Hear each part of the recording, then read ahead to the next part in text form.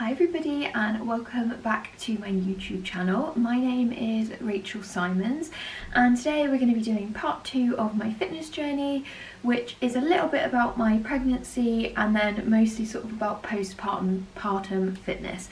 So to get started, I think I need to talk about the start of my pregnancy and how that was for me. So we didn't plan to get pregnant when we did. I had my copper coil fitted in January 2019. I had that fitted because it doesn't have any hormones within it, so it isn't putting extra hormones into your body basically.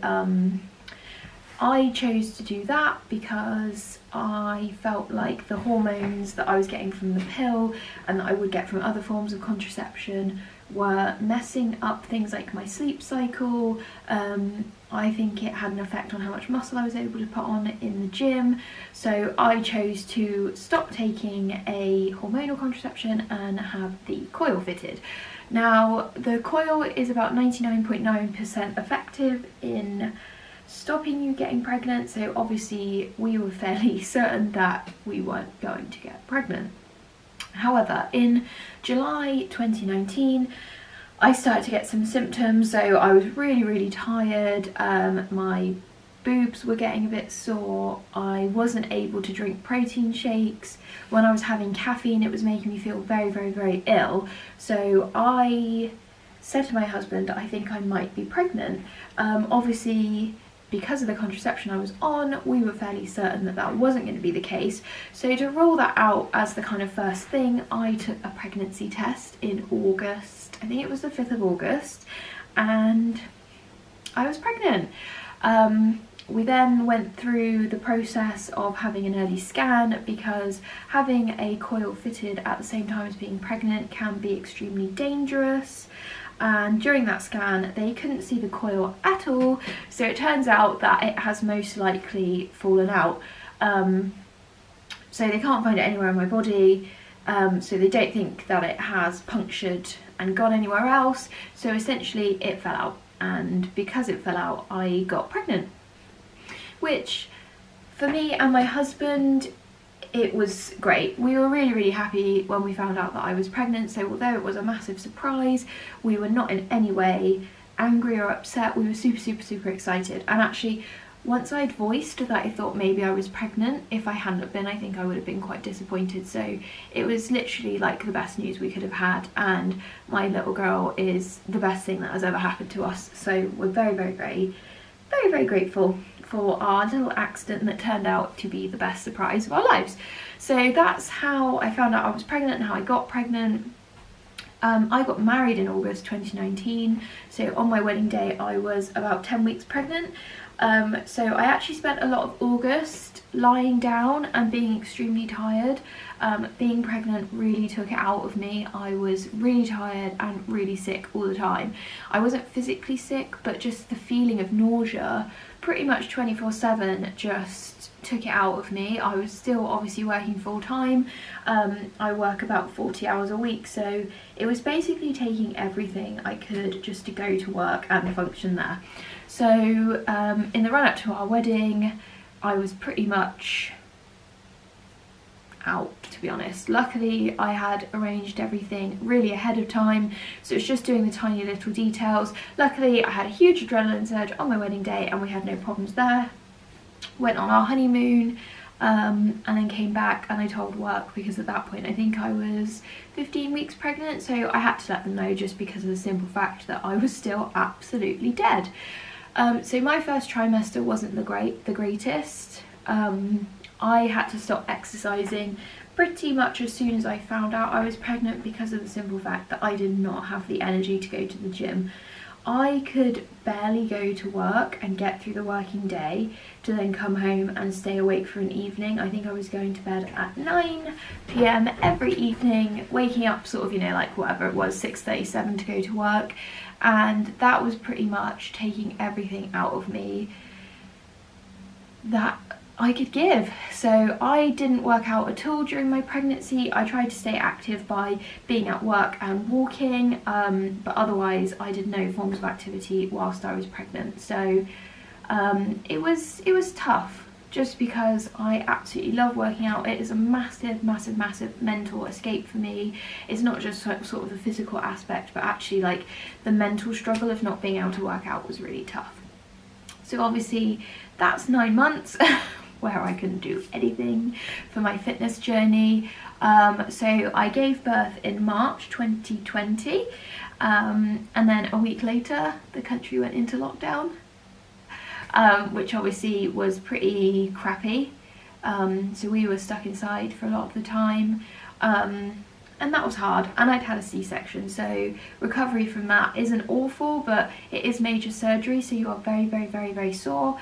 And my husband went back to work 2 weeks after we had her because his paternity was over, and that meant that I was by myself with the baby, with no help because no one was allowed to come around. So it was a pretty daunting time for all of us. We were nervous about what was going to happen with the pandemic and my husband being at work and everything. So when I got to 8 weeks postpartum, I decided that it was time for me to start working out again.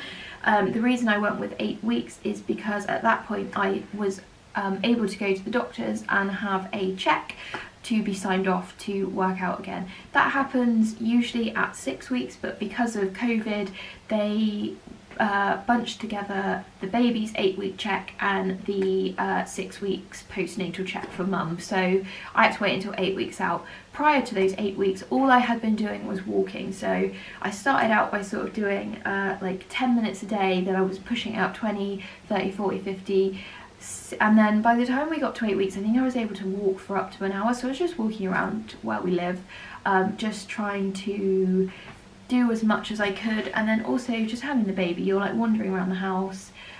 So that was my activity, just walking before 8 weeks, and that was sort of my first goal, was to be able to walk for an hour without having any problems, because at the beginning even walking 5 minutes was really hard, because yeah, if you've had a C-section it is difficult getting up and getting about. It's very sore.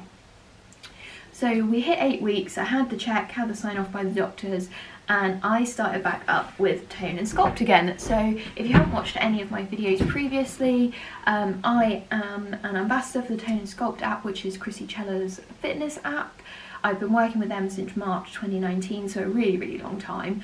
So I think it was May 16th-ish, I decided to start up with the intermediate gym guide. The reason I didn't go with beginners was because it's great to teach you how to do the exercises, but I felt like the workouts were a little bit too basic for where I was, considering what I had done before being pregnant. So I started up with week 1 of the intermediate gym guide, and when I first started I did all body weight pretty much, so every single exercise was all body weight. I think if I did things like hip thrusts and squats, I was doing it with really low dumbbell weights or really low plates.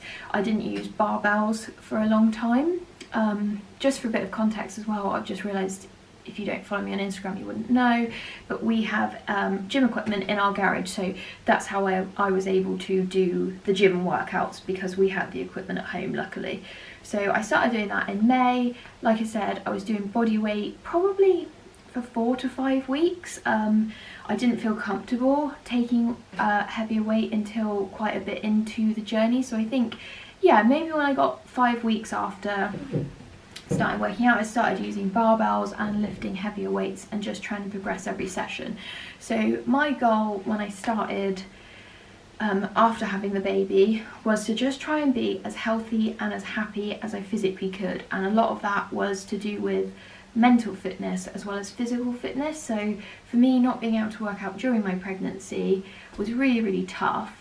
And then obviously being stuck inside with the baby for weeks and weeks by myself was a big toll on my mental health, just not having anyone to talk to because my husband wasn't here for the whole time he was at work, which was about 9 hours of the day.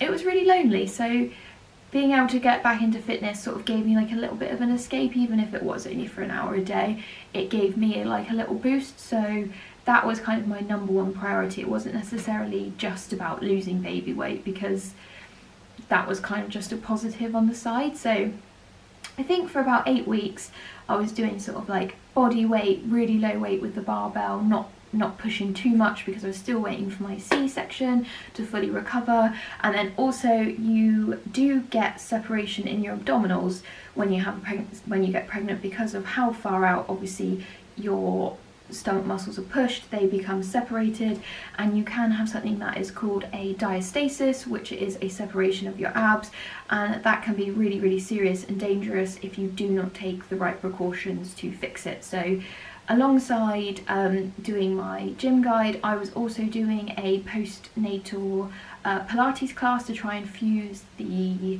abs together, and then also using some videos on YouTube that were designed for postpartum mums. So that's what I was doing for about 8 weeks. After 8 weeks, I'd kind of lost a little bit of weight, but I'd hit a plateau because I was still eating quite a lot. I hadn't really tackled my nutrition, because if you have had children, it's really, really difficult to get the time to cook for yourself, or sometimes even eat. Like, you actually don't even have the time sometimes to eat. So I hadn't really thought about tackling the nutrition part just because it's really, really tricky.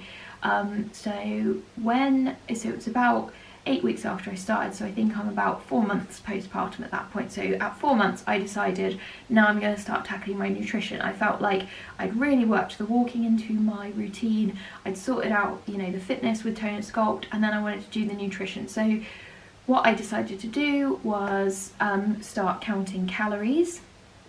Tone and Sculpt had launched their new feature on the app at this point, which was allowing you to add your own recipes. So I could start tracking every single meal within the Tone and Sculpt app, which is what I did. So I used some of their meals, some of my own, and basically just created a meal plan for myself and counted calories.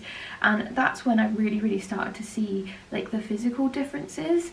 So I started to again lose quite a bit of weight, but not just losing weight. I think some of the body fat I had put on during pregnancy started to turn into muscle, and I started to really see a change in my body composition.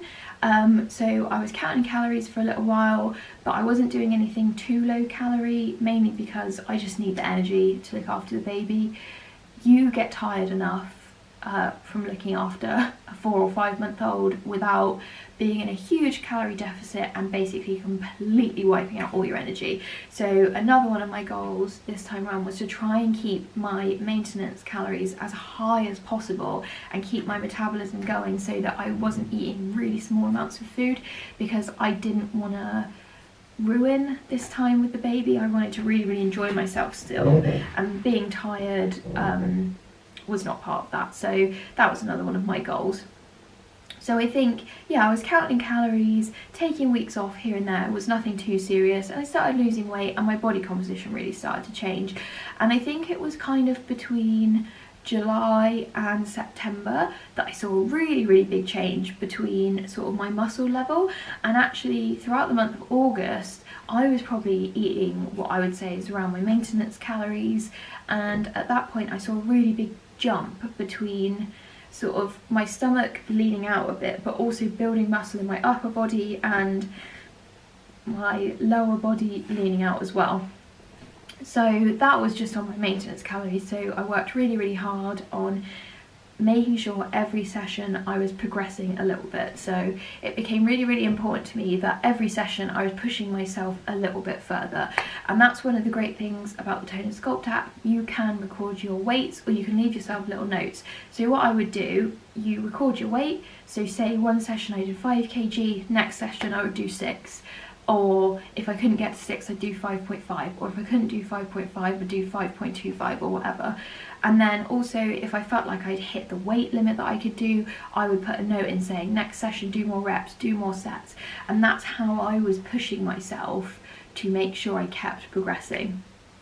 And that's another really important goal I had for myself in my postpartum fitness journey, was that I wanted to make sure I was always progressing. Previously, I would always get to a certain weight and then be like, I can't go heavier than that, I can't do that, and I'd really like cut myself back. And I think it just hugely dented the progress I could have made because I wasn't pushing myself to my limits. Whereas now in every session I'm chasing that PB. So even if that PB is a tiny bit over what I did last time, that is progress, and that's what I want to get to. So we sort of got to September time, August. I'd probably been eating quite a lot because it was in the UK, the Help Out to Eat Out thing, which was introduced by our government to try and encourage people to go out and eat again. So we'd been out quite a few times to eat, which was yummy, so I enjoyed myself. So I decided into September to do like a mini cut just to push myself into a calorie deficit and see where I could get to. So I did 4 weeks of a mini cut and lost 4 pounds, which was great. Losing between 0.5 and 1 pound a week is really good weight loss. So I was really happy with losing 4 pounds. So that took us to the beginning of October, which we are in now. It's midway through October. And when I got there, I sort of was thinking, what is my next step? What's my next goal? Because for me, one of the important things is always having a goal in mind about where you want to get to. Because if you don't have a goal, well, this is me anyway, you sort of start floundering around a little bit and you're sort of trying things, sort of doing that and that. So I really sat down and thought, what do I want to do next? So for me, I've decided that I want to go into bikini competitions. Probably will try and compete in 2022 now, mainly because I'm nervous about the shows next year because of COVID, but also I want to give myself a good chunk of time to cut some more body fat, get to a really good point to bulk the next year, and then once I've bulked and hopefully put on some good amount of muscle, I can then cut back down and be in a great position for a show. So that sort of sums up where I've got to with my postpartum fitness journey, and I will have been inserting photos throughout this video so you can kind of see where I've got to. I'm really proud of my progress so far. So next month in November it will be 6 months since I started working out again, and I feel like I've made a good progress. Strength wise, I think I'm definitely back to where I was pre-pregnancy. In terms of body wise, I think I probably still have more body fat than I did, but I also think I have more muscle than I did before. So it's kind of a trade-off where I feel like I've definitely managed to build more lean muscle, maybe still holding on more body fat, but also I had a baby 7 months ago, so it's fine. I'm so happy with what I've done, basically. And I think what I would like to say is that I wouldn't have been able to do and achieve what I did without the Tone and Sculpt app, because it's always there to push me, always there for my plan. It's basically a one-stop fitness shop in one place. You don't need anything else. You track your weight there. You can see what you did the week before, so it's always pushing you on. You have this incredible community of women behind you because it's so supportive. And you also have this incredible role model in Chrissy, who is always inspiring and always pushing me forward. So that's one of the things. I also would like to say that everybody's postpartum fitness journey is different. So for me, I was able to start working out quite early on. I had built a base of fitness before I got pregnant, so I was in a position to go back to fitness very quickly. If you weren't, you may need longer to recover. You had a baby. It is literally hell for your body being pregnant. It's so hard, and you need to remember that it's been pushed to a limit and you need to give it the appropriate time to heal. And when you're ready, fitness will be there. And I also think another thing I would say about postpartum pregnancy journeys is don't just do it because you're going to lose weight and go back to what you looked like before, because honestly, you're not going to go back to what you looked like before. Your body is going to be fundamentally changed forever. And not just that, your focus and your goals are fundamentally changed forever. You now have a little human being who is dependent on you for everything. So you can't do what you did before. You can't do the extreme diets that take all your energy, because you need to focus on what's best for somebody else as well as you now. And I think I've accepted that my body will never be the same. The skin on my stomach is stretchier. I have stretch marks on my boobs. And it's always going to be different, and that's okay. So you sort of have to come to terms with the fact that you aren't going to bounce back. Bouncing back isn't a thing, You need to get back into fitness and living a healthy lifestyle to be healthy, and not just for it to be about losing weight. And then the last thing I would say about a postpartum fitness journey is we were extremely lucky that Evelyn was always a very good sleeper. When we were in the hospital just after she was born, she slept through the night then. Even with all the other babies crying, she woke up like 2 times. As soon as we came home, she was so good with sleeping. And I'm not saying that to rub it in lots of new mummies' faces, because I know how hard it is without sleep and I feel for you. But I'm saying it because that was a circumstance that allowed me to have more energy to work out.